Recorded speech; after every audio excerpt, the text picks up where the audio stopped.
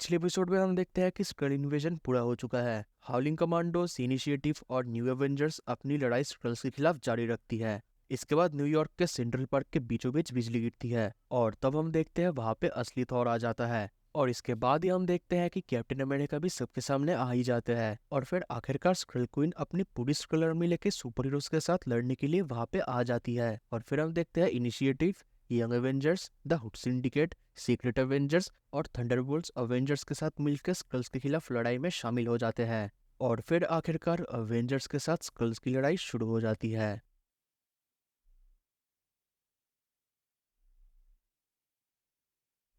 New York के central park के बीचों बीच स्क्रल्स के साथ सुपर हीरोज लड़ रहे थे, तो मिस्टर फैंटास्टिक सभी लोगों से स्क्रल क्वीन को मारने को कहता है। दूसरी तरफ हम देखते हैं कि आयरन मैन लड़ते हुए अवेंजर्स, थॉर, एरिस और साइमन को आगे आगे रहने को कहता है। इसके बाद कैप भी कहते हैं कि हमें स्क्रल क्वीन से निपटना पड़ेगा। तब टोनी कहते हैं हम वो भी करेंगे। दूसरी तरफ स्क्रल क्वीन सभी स्क्रल्स से कहती है कि रीड रिचर्ड्स उनका टारगेट है और उसको स्क्रल एम्पायर के लिए मरना पड़ेगा। तब स्क्रल हैंगपैम कहता है अगर हमने पहले ही उसको ठिकाना लगा दिया होता तो शायद हमें आज ये लड़ाई ना लड़नी पड़ती। तब स्क्रल क्वीन कहती है अगर वो ना होता तो शायद हम इतनी दूर ना आ पाते। इसके बाद एरीज लड़ते हुए कहता है कि लड़ाई को जारी रखो और उन लोगों को कुछ भी एडवांटेज मत देना। तब वंडरमैन कहता है उन लोगों को और भी एडवांटेज मिल सकता है। दूसरी तरफ हम देखते हैं कि फ्यूरी और ऑसबॉर्न एक साथ लड़ रहे थे। तब फ्यूरी नॉर्मन ऑसबॉर्न से कहता है कि तुम्हें तो जेल में होना चाहिए था। तब नॉर्मन ऑसबॉर्न भी फ्यूरी से एक ही बात कहता है। इसके बाद हम देखते हैं कि वॉस्प किसी की तरफ बढ़ रही थी और तब हम देखते हैं वॉस्प येलो जैकेट के ऊपर अटैक करने के लिए उसकी तरफ बढ़ रही थी। पर वॉस्प येलो जैकेट के ऊपर अटैक करती उससे पहले येलो जैकेट खुद को जायंट मैन में बदल देता है और खुद को जायंट मैन में बदलकर स्क्रल हैंगपैम वॉस्प के ऊपर अटैक करता है।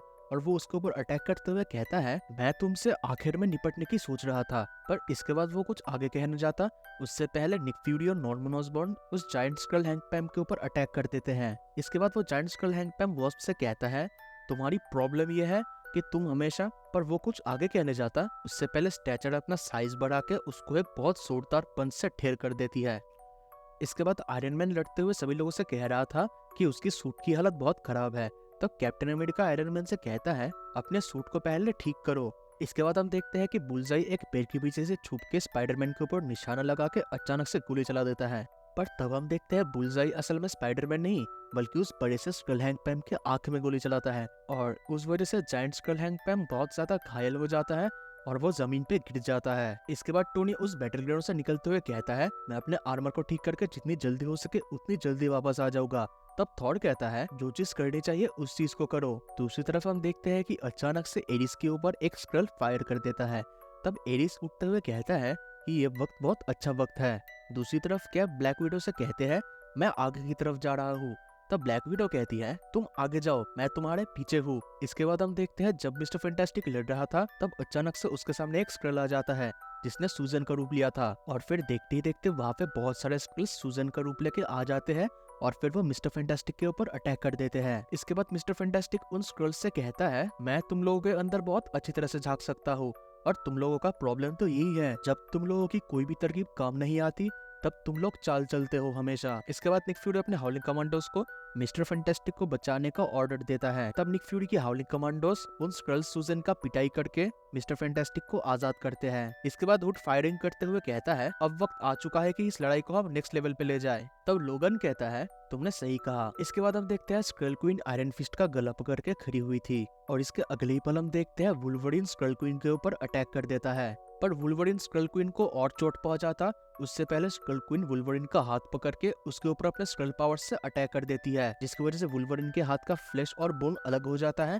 और फिर स्क्रल क्वीन वुल्वरीन का आधा मुंह जला देती है। इसके बाद स्पाइडरमैन आयरन फिस्ट को बचाते हुए कहता है क्या तुम्हें पता है इन सभी चीजों का बावजूद भी हालत कितने भी खराब नहीं है। तब आयरन फिस्ट पूछता है ओ अच्छा और वो कैसे। तो स्पाइडरमैन कहता है जब धरती पे कुछ बड़ी और खतरनाक चीज होती है तब वाटू हमेशा दिख जाता है। तब आयरन फिस्ट पूछता है आखिर वाटू कौन है। तो स्पाइडरमैन कहता है मैं वाटू द वॉचर की बात कर रहा हूँ, वो बड़ा सा एलियन जिसके सिर में कोई बाल नहीं है और जब खतरनाक चीजें होती है तब वो हमेशा पहुंच जाता है उन चीजों को देखने के लिए और जब वो यहाँ पे नहीं है तब मुझे लगता है कि सब कुछ ठीक ही है। पर शायद स्पाइडरमैन ने हालत के अच्छे या फिर बुरे होने का फैसला बहुत जल्दी कर लिया था क्योंकि हमें वहाँ पे वाटू द वॉचर दिखता है। जब एक तरफ सारे हीरोज लड़ रहे थे तब दूसरी तरफ आयरन मैन शील्ड से बात करने की कोशिश कर रहा था तब अचानक उसके पीछे एक स्क्रल आके उसको पकड़ लेता है। तब आयरन मैन अपने रिपल्सर से उस स्क्रल को खत्म कर देता है। तब हमें सुनाई देता है पीछे किसी की आवाज को, जो कह रही होती है, हमारे शहर में जो पागलपन हो रहा है,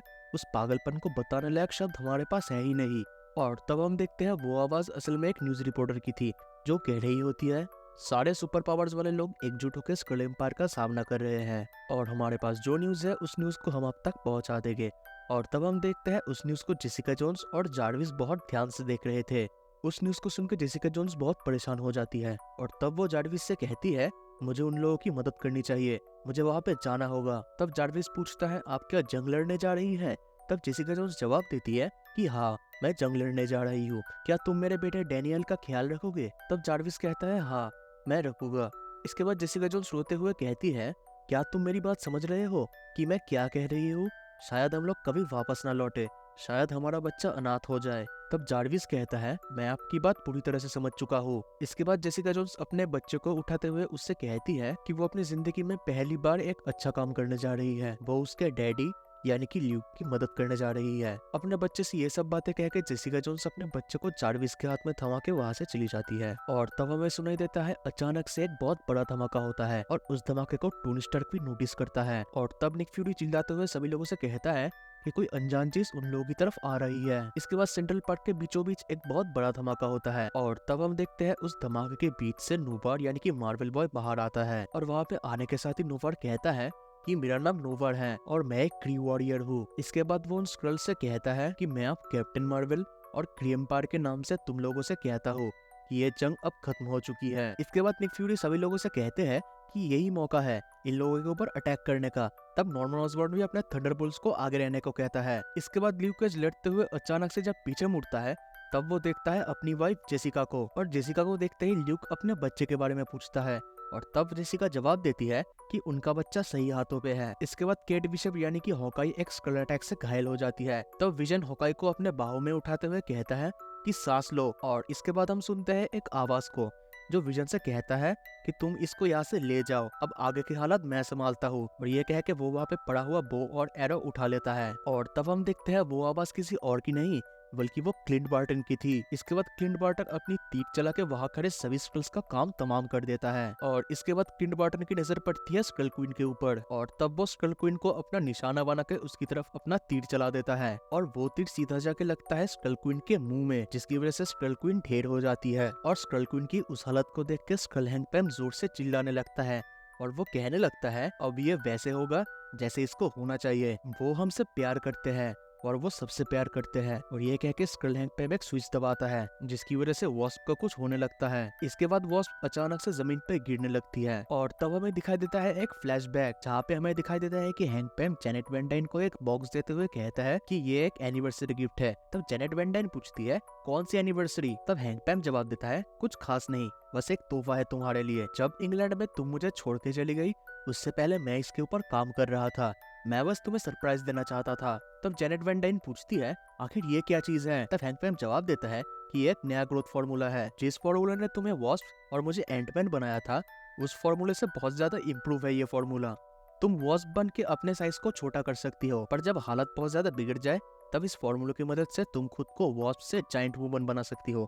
ये कुछ वैसा ही है। मैंने अपनी न्यू टीम, न्यू वॉल्ट और न्यू इनिशिएटिव के साथ इन सब चीजों को ढूंढ निकाला है और मुझे लगता है कि हमारे पास ऐसा कोई ऑप्शन होना बहुत जरूरी है। तब जेनेट वैन डाइन हैंगपैम से थैंक यू कहती है, पर हम देखते हैं कि उस फॉर्मूले की वजह से जेनेट वैन डाइन के बॉडी से एक अजीब से रेडिएशन को निकलते हुए और फिर देखते ही देखते Janet Van Dyne giant woman बन जाती है और उसके बॉडी से उस रेडिएशन का निकलना भी बहुत ज्यादा बढ़ जाता है। और तब हम देखते हैं जार्विस को, जो जेसिका और ल्यूक के बच्चे से कहता है, क्या तुमने वो देखा बच्चे, इसीलिए उन लोगों को हार मान लेना चाहिए। इसके बाद जार्विस खुद को स्क्रल में बदल के आगे कहता है, हम यहाँ पे आए थे मरने के लिए और अगर हम लोगों ने अपना जान कुर्बान किया तो फिर हमारे भगवान का काम पूरा होगा, पर वो लोग इस बात को नहीं समझ सकते। इन सभी चीजों को खत्म होने का बस एक ही रास्ता है, चाहे वो मरे या फिर हम मरे, उससे कुछ फर्क नहीं पड़ता। ये सब कुछ तब खत्म होगा जब हमारे लेखों में जो लिखी हुई है वो सब चीजें सच साबित होगी। और तब हम देखते हैं उस रेडिएशन की वजह से Nick Fury, Mister Fantastic, Thor, Spiderman,